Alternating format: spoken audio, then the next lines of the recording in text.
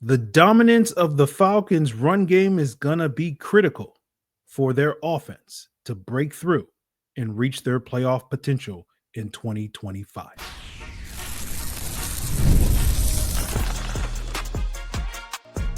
You are Locked On Falcons, your daily Atlanta Falcons podcast.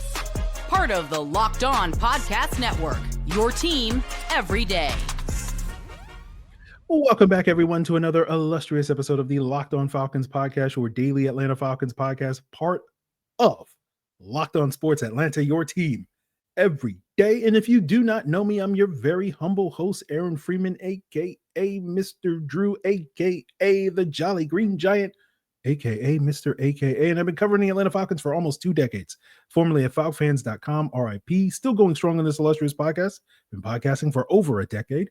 And I appreciate each and every one of you that has been an everydayer going strong with me each and every day. And as an everydayer, that means you make this podcast your first listen each and every day. And all you have to do to become an illustrious everydayer is subscribe or follow for free on YouTube or wherever you listen to podcasts. So today we're going to talk about the Falcons' new look nickel defense on their first day of phase 3 of OTAs. We'll talk about Ryan Neuzil's ability to fill Drew Dalman's shoes when it comes to the run game. But yesterday we talked a lot about the importance of the explosive passing game and helping this team reach its goals of making the playoffs. But today we're going to focus on the importance of a stable, efficient run game to reach those same goals. And as I said, we've talked quite a bit about the passing game, their ability to attack defenses deep with Michael Penix's arm, as well as defenses at making the adjustment by playing certain coverages that are designed to limit those explosive plays with those 2 high shells and whatnot, and force offenses to dink and dunk through the air. But another aspect where offenses can, take their power back is with the run game, right? That's a huge part of it, because when you play those 2 high shells, you're often taking that 7th or 8th man in terms of a safety out of the box and out of the run game in terms of run fits. And it becomes a lot easier to run against those teams when they present those types of looks for you. And so teams that can be efficient throwing the ball short and being able to run the ball effectively, are going to be very effective in those situations when defenses present that, right? So, you take what the defense gives you. If they're going to give you the underneath stuff, you'll take it, right? So we're hoping that Michael Penix is going to show that efficiency on those short and intermediate throws, and we believe he can be. He just needs the reps and the experience. But we know the Falcons can run the ball effectively with their 2 running backs, arguably the best running back duo in the NFL, certainly top 3, and they're probably not 3. Detroit's probably, if we're going to really argue, it's probably Detroit's probably number 1 and Atlanta's number 2, but, doesn't matter where they rank. Obviously, going back to something you heard me say quite a bit last year on the podcast when talking about this running back room helmed by Bijan Robinson and Tyler Algier, no notes, right? No notes on what they do. I'm the nitpickiest of the nitpickers. And even me, any criticism I would have at Bijan or Tyler Algier would be, to me, extremely nitpicky. So no notes when it comes to those guys. But overall, we know that the Falcons have a healthy run game in part due to their dominant, dynamic running back duo. But we don't spend a lot of time talking about it, for various reasons. Especially beyond, at least the Falcons run game, that is, especially beyond the fact that they have 2 really good running backs, as well as a solid offensive line, and it should have been something that we probably should have spent more time talking about last year, but we didn't because, I had my anti-Zack Robinson agenda. So praising him for anything was, against my religion. But, Zack Robinson, to his credit, did a good job scheming up the run game because of how he was able to force defenses into playing with light boxes, right? Light boxes referring to having 6 or fewer guys in the box, stacked boxes referring to having 8 guys or more in the box, with 7 guys in the box basically being the quote unquote normal amount of players in the box. And if you look at next gen stats, GPS data, the Falcons face light boxes the 10th most in the NFL last year, and they faced stacked boxes the 5th least in the NFL. And the reason why that matters is because analytics will show you that the number one factor in determining why a specific run is successful or unsuccessful on any given play is based off of how many defenders are in the box. That's the number one factor that determines your success or failure as a rushing team. Because, at the end of the day, running the football and stopping the run is very much execution based. And it's much easier to execute when you can outnumber your opponent, when you have more blockers than defenders or more defenders than blockers, right? And so that's why defenses tend to emphasize matching numbers and personnel. And this is why, so for so many years, and it's changing nowadays in the NFL, but for so many years, and you heard Raheem Morris referring to this today in his presser before OTAs, and Jeff Ulbrich last week, I believe it was, when he talked to the media, talking about how it's flipped over the last few years or over the last decade or so, where so much of your focus was stop the run first, and now it's stop the pass first, which is at the heart of what we're talking about. But, defenses try to match numbers and personnel when it comes to fitting the run, because when you're an offense like the Falcons and you're playing 11 personnel, or 3 wide receiver sets, defenses are matching that with nickel personnel with 5 DBs. And so instead of a front 7, like you would normally have in your base defense, you have essentially a front 6, right? And in a 3 wide receiver set, you're going to have 6 blockers. You're going to have the 5 offensive linemen and the tight end. And the defense is going to have to account for those 6 blockers and the 7th guy, which is the running back, right? And if you only have 6 guys in the box, your defense is at a disadvantage. And that's why when we talk about nickel cornerbacks, we talk about those guys needing to be a plus in terms of fitting the run, right? To try to make up that difference. And this is why, for most of last season, for roughly, 2/3, 3/4 of last season, I guess it was 2/3. The Falcons were almost exclusively an 11 personnel team from week 2 through week 13. Like 98% of their offense was 11 personnel with those 3 wide receiver sets, which really did a great work bolstering their run game. And it's one of the reasons why the Falcons had one of the more efficient run games in the league last year during that stretch. And that's probably part of the perception when we talk about Ryan Neuzil versus Drew Dalman, later in today's episode. But the perception is like, oh, the Falcons don't need Drew Dalman because their offense and their run game was, very effective when Ryan Neuzil was in the lineup. We'll talk more about that later. But, that over-reliance, in my humble opinion, on the 11 personnel grouping that the Falcons utilized last year kind of came to a head against the Chargers after the bye week, right? Where the Falcons went up against a very physical team. And unfortunately, they were asking Ray McCloud, and you saw the kind of limitations of Ray McCloud when he was being forced to block linebackers and block Derwin James in those situations. And he missed a number of those blocking assignments. And that was a big factor, in hurting the Falcons in that game. Now, following that Chargers game, you saw the Falcons adjust their offense and started incorporating more of those 12 personnel or 2 tight end sets into their offense against the Vikings and against the Raiders, something that they hadn't done since their week 1 disaster of a game that we unaffectionately call the Bruno game because we don't talk about it. But then once Penix got inserted in the lineup in week 16 in that Giants game, the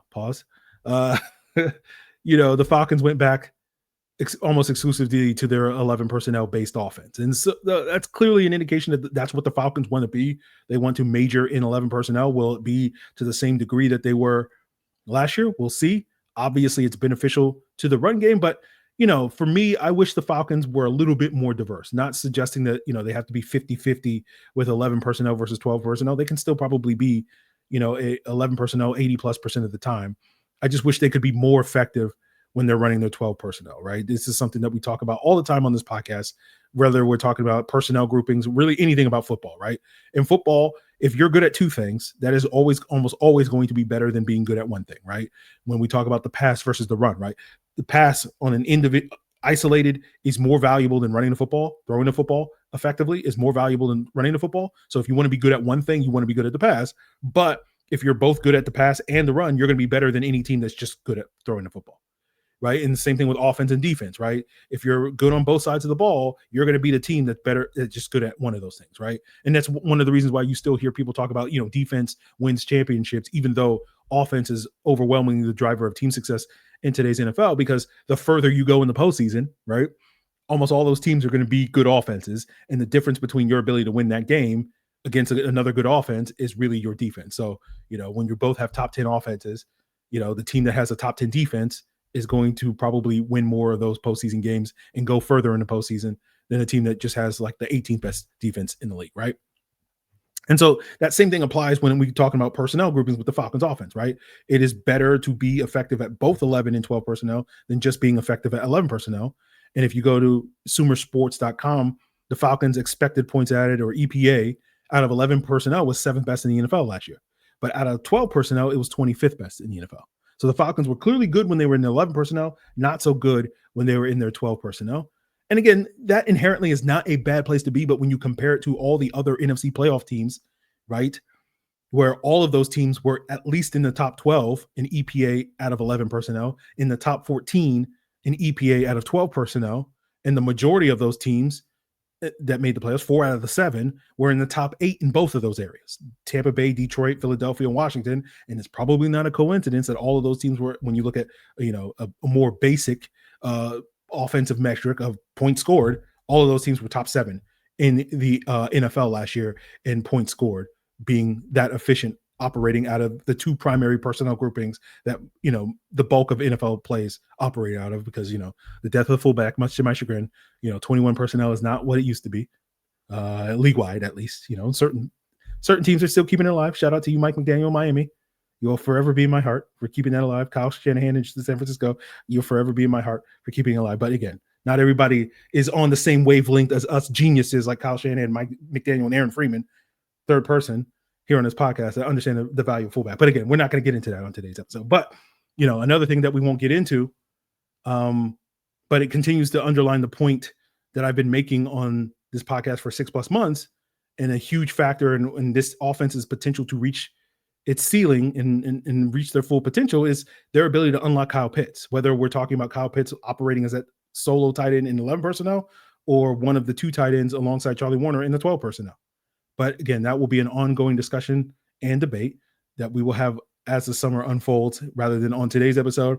And so we'll leave that to the coming days and weeks. But what's coming up today on today's podcast is more discussion of the run game and how big a blow is losing Drew Dalman, and is Ryan Neuzil ready to step up? And certain indicators indicate that there is a big drop off between those two. And I'll break that down as we continue today's Locked On Falcons.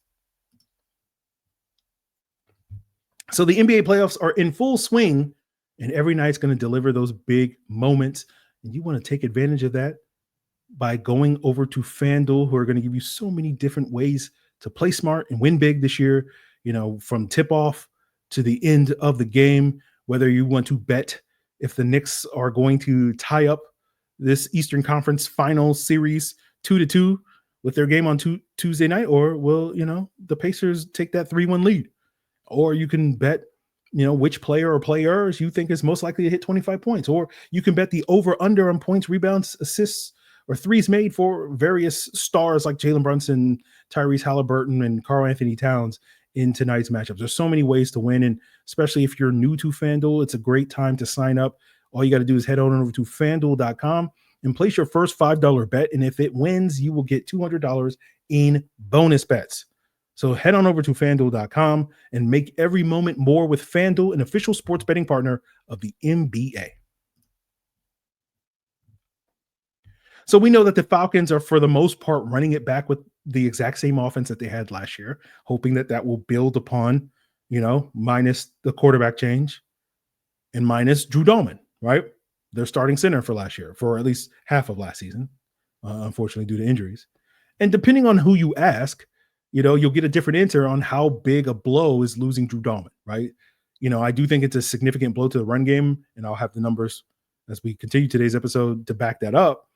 But there certainly is a case to be made that losing Drew Dalman isn't that big a deal, because the overall health of the Falcons offense during that 9-game stretch where he was out of the lineup with injury from weeks 3 through 11, the offense was still good, right? In fact, you could argue that thanks to that 6-week stretch from week 5 to week 10, the offense was arguably at its best during that stretch of games, in part due to the Falcons being a very explosive offense. And that was an offense where Ryan Neuzil was under center as opposed to Drew Dalman. Now, the Falcons averaged about 24 points per game during that 9-game stretch with Neuzil at center versus the 22 points per game that they averaged in the 8 other games where Drew Dalman was their primary center. But I do think that sort of outlook is a little superficial. As we discussed on yesterday's episode, that success for the Falcons offense during that Neuzil stretch of games was mostly owed to the team being a far more explosive offense during that stretch. And certainly Neuzil was a factor in that, maybe 1/11th of a factor in their success. But I don't think anybody's going to suggest that the center is really driving your success behind your explosive playing potential, right? That feels a little misguided to sort of connect that to the center, right? Like, when we're talking about explosive potential of your offense, we're talking about the quarterback. We're talking about, the receivers and all the various weapons that you have at the skill positions that are probably a bigger factor in why you're able to achieve that. But when it comes to the running game, I think we can argue that the center is a much bigger component of that, 1/5, 1/6 of your running game, depending however you want to carve it up. And so I think it's a worthwhile to look at the numbers of the Falcons offense during the Neuzil stretch of the season versus when Dolman was the center. And we're going to look at success rate as a way to measure that. And for those who are not familiar, success rate, in my humble opinion, is a better way to measure rushing efficiency than yards per carry. Success rate basically measures plays on a pass-fail basis, depending on how many yards you gain, depending on down and distance. If you get 40% of the yards on first down, that's a successful play, 60% on second down, 100% on third and fourth down. It's why 2 yards on the 3rd and 2 is more valuable than 8 yards on the 3rd and 11, which is why we don't put a lot of stock in yards per carry, because it treats every yard as equal, and yards per carry matters when it comes to measuring explosiveness, which, again, as we've already discussed many times on this podcast, is valuable, but it kind of overvalues a small percentage of a running back's carries as opposed to really telling what their average is on a per carry basis, right? But it is worth noting when we talk about success rate, you hear, success rate being used interchangeably with another version of success rate. And I just explained what version of success rate I'm using. You'll also hear other people talk about success rate, and that's really talking about expected points added success rate, EPA success rate, which basically is defining a successful play. Basically, if you have a positive expected points added on that given play, it's a successful play. And if you don't, then it's an unsuccessful play, right? And so that's why you'll see or hear different numbers when it comes to the Falcons rushing success rate, where, for me, using my version of success rate, the Falcons success rate was 59%, which was borderline elite in terms of rushing. And you'll hear other people say their success rate was somewhere between 47, 48, 49% rushing. And that's using EPA success rate because, I think EPA is a worthwhile stat, certainly, but I do think it does undervalue the run game. But, as I mentioned, a healthy success rate in the version I'm using is 45% or above, 50% is good, 60% is elite. And again, the Falcons overall last year were 59%, so borderline elite. And we'll look at the Falcons rushing success versus playoff and non-playoff teams. Obviously, not every playoff team is a good run defense, and not every non-playoff team has a bad run defense, but it's just a simple way to simplify, how do you perform against quality competition versus non-quality. And again, we're only factoring RB carry. So all those caveats to do, what are the numbers? The Falcons overall success rate versus playoff teams in 9 games was 54% last year. Against non-playoff teams, it was 63% in 8 games. So obviously they were better against lesser competition, but very good against premium competition overall. And their success rate when Dolman was in the lineup for those 8 games, it was 63%. And with Neuzil for 9 games, it was 55%. So both very good numbers, but with Dolman, it was elite, and with Neuzil, it was very good. But their rushing success rate with Dolman versus playoff teams was 64%, and against non-playoff teams was 61%. And their success rate with Neuzil against playoff teams was 40%, and against non-playoff teams, it was 62%. So you saw a big drop. Basically, didn't matter what the quality of competition was. When Dolman was in the lineup, the Falcons' rushing offense was always elite. It did matter quality of competition. Against the better teams that the Falcons face, the Falcons' success rate, and 40% is basically below what you want. It's below average. 45% is what you want to hit, but anything above 40%, and technically it was 39.5%. But Dolman, particularly when it came to the playoff teams, that late game once he came back from the bye week against playoff teams like the Chargers, the Vikings, and the Commanders, the Falcons were very efficient running the football in those 3 games, a combined success rate of 66% against those playoff teams. And so, again, the numbers basically are showing that Neuzil struggled against premium competition while Dolman did not. And that's kind of the difference between being a quality starter like Dolman versus a backup caliber or replacement level player like we consider probably Ryan Neuzil, or at least I consider him to be. And so we can get into the details of why there was this drop-off when we watch the film. And I do plan on revisiting the film later this summer, particularly late towards when we get to the end of June, and we start getting into our positional previews ahead of training camp. But at least watching my recollections of watching the film last year, and we'll see again if it holds up under scrutiny on a second look later this summer. But watching the film last year, it felt like Dolman or Neuzil, was not as good at hitting those reach blocks and second level blocks that Dolman was in the sort of, which are the staple blocks that you need from your center in this outside zone run scheme. And when you can consistently hit those blocks, it creates those alleys and cutback lanes that turn the simple 2 or 3 yard gain that, it might be blocked for, right? Which is generally not going to be successful outside of short yardage situations, those types of runs. And that turns those 2 or 3 yards into 4, 5, and 6 yards, which generally will be successful runs, right? And, having a running back the caliber of Bijan Robinson can sometimes make up the difference for that, but you don't want to necessarily have Bijan have to put the rushing success on his back and constantly make up that difference. And that's the case more for Neuzil, that Bijan has to do more of the heavy lifting with Neuzil in the lineup, at least last year, than he did with Dolman in the lineup. Now, question is, will Neuzil continue to get better? Can he? Sure. Executing those blocks is certainly possible. And his ability to do so is going to be huge in terms of, the Falcons' rushing attack continuing to be as effective as it was last year. But essentially what I'm saying is the Falcons cannot afford for there to be any significant drop-off from Drew Dalman to Ryan Neuzil, right? Given what we're talking about and how defenses are going to play the Falcons with those two high shells, you want to punish those teams by dominating them on the ground. And, again, as we talk about, being good at two things is better than one. So being able to run the football and pass the football is going to be very valuable for this team. It's going to also help out the defense if the Falcons can run the ball, because they can control the clock, keep that defense fresh. And if they're still able to score points, they can now play with the leads that the Falcons are really counting on. And so, the other thing you might be thinking, like a good running game will also help your play action passing attack, which we want this Falcons team's offense to grow in. And, the run game and the play action, you don't need, there's a mountain of evidence that basically says you don't need to establish a run in order to have effective play action passing attack. But again, two things are better than one. So if you can run the football and have an effective play action passing attack, it's better to be both good at both of those things. So we'll continue to discuss a lot of these topics as the summer wears on. We didn't really get into diversifying the run game, right? When talking about some of the ways that the Falcons rushing attack can grow.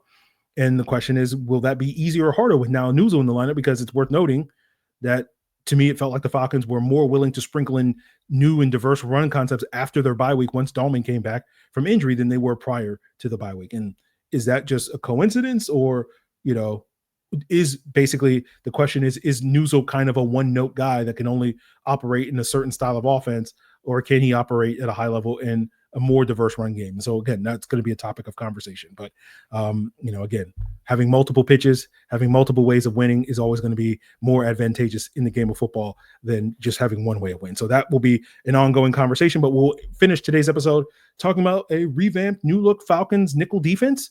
Thanks to our guy, Joe Patrick, breaking it down on the first day of OTAs. And I'll share my thoughts on some of the surprises and what we should glean into it as we wrap up today's Locked On Falcons.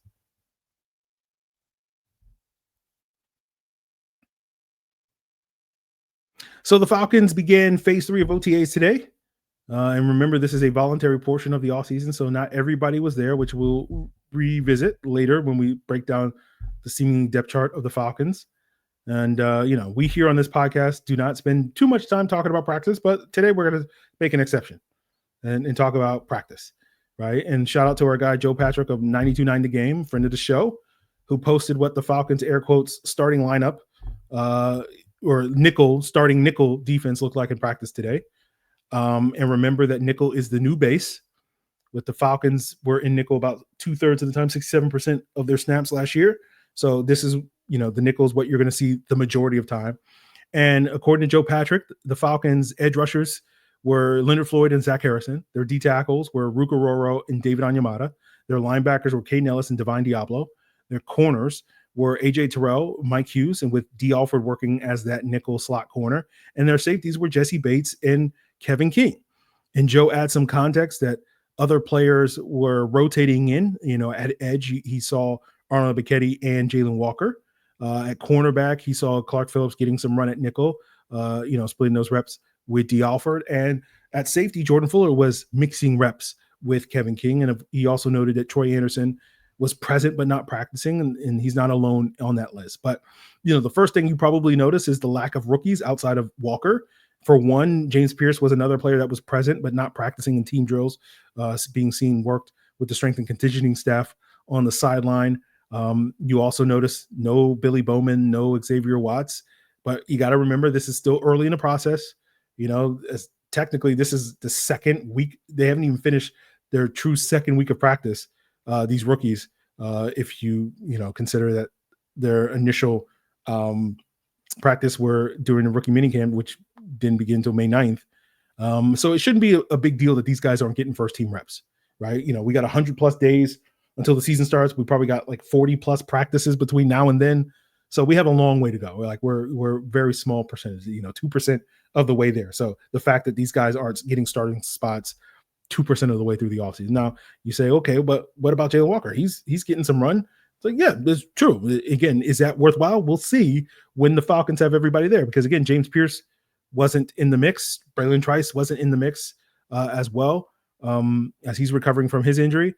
So, in theory, Jalen Walker could be third or fourth in the hierarchy as he was today, but also when this team has everybody, he might be 6th or 7th in the hierarchy. We'll see how it all plays out. Other notable absences of guys that you won't see is Morgan Fox. Again, is voluntary, so he wasn't there, and he'll probably be in the mix at one of those D tackle spots, and we'll see on that front.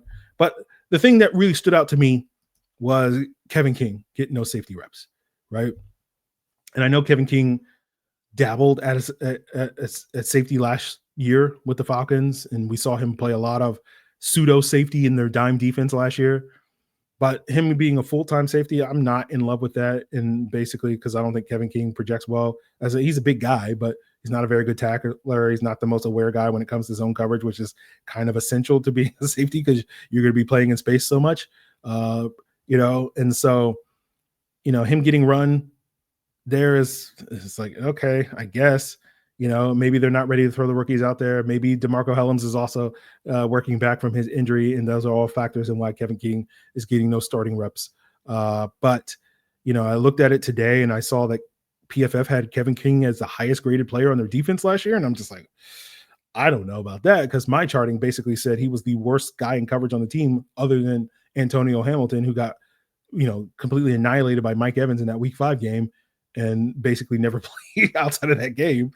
And outside of that game, Kevin King was by far the team's worst coverage player last year. So the idea of Kevin King getting any serious run for this team in their starting lineup is like, but everything else I think is pretty normal for the course. Of course, Zack Harrison getting some run at edge is notable. I've long held the belief that Zack Harrison, at least on passing downs, which is what you're going to see more often than not in those nickel situations, is going to be more valuable as a pass rusher on the interior than as an outside edge rusher. But, Falcons have already been open about Zack Harrison getting run at edge. And sort of the assumption was, okay, that's going to be on early downs and in those run situations so that the Falcons can be a little bit heavier against the run. And then he'd kick inside on nickel situations. But we'll see if the Falcons do give him serious run as an edge rusher in those nickel situations, given all the bodies that they have at edge. I think having that speed off the edge and having Zack Harrison's relatively unique power, I would argue he's probably the most powerful player on the team. Collapsing the interior is probably a better combination, but again, it's one practice, so I'm not gonna flip out about it or anything like that. So that's kind of where I'm coming from on that. But those are kind of my thoughts on it. Everything else is pretty much par for the course. Expectation. We'll see how this develops. Really, to me, it's going to be more notable when we get to that second week of training camp, who's getting those first team reps, because that's going to be much more determinant of sort of what's going to happen in season as opposed to who's getting first team reps at the end of May. It is notable to note these things at times because, again, this time last year, Mike Hughes was getting all those first team reps while everybody was convinced that he was not going to be the starter. And I was sitting here saying on this podcast, yeah, Mike Hughes is going to start week 1. The question is, will he maintain his grip? Will he play well enough to maintain his grip by week 18? And he did. We'll see if Clark Phillips can, usurp, I was going to say something weird about, the throne or whatever with D. Alford, but, it didn't sound right talking about, being on a throne with D. Alford. The only throne that D. Alford is on is the one in the bathroom, not the one in your court, in the palace or whatever. But sorry, D, you got to catch these strays. But it is what it is, baby. So yeah, those are my thoughts on the new look nickel. Again, we don't talk a lot about practice, but tomorrow we'll probably talk a little bit more about practice with our guest, Will McFadden of AtlantaFalcons.com. So continue to make Locked On Falcons your first listen so you can check out that conversation and Will's far more optimistic outlook of the Atlanta Falcons offseason and upcoming season, because that's just the kind of guy that Will is. But, we like to have, people to balance out the constant negativity that we have here on this Locked On Falcons podcast. We give it to you all, guys, So look forward to that on tomorrow's episode. And you can, of course, check out Locked On Falcons and make it your first listen by subscribing or following for free on YouTube or wherever you listen to podcasts. And, of course, for your second episode, you want to be the most informed fan, not just for the Atlanta Falcons, but how teams are navigating the offseason and building up their roster and gearing up for training camp. Locked On NFL Scouting with the Draft Dudes, Joe Marino, Kyle Krabs are going to give you that for your second listen. So it's all part of Locked On Podcast Network, your team every day.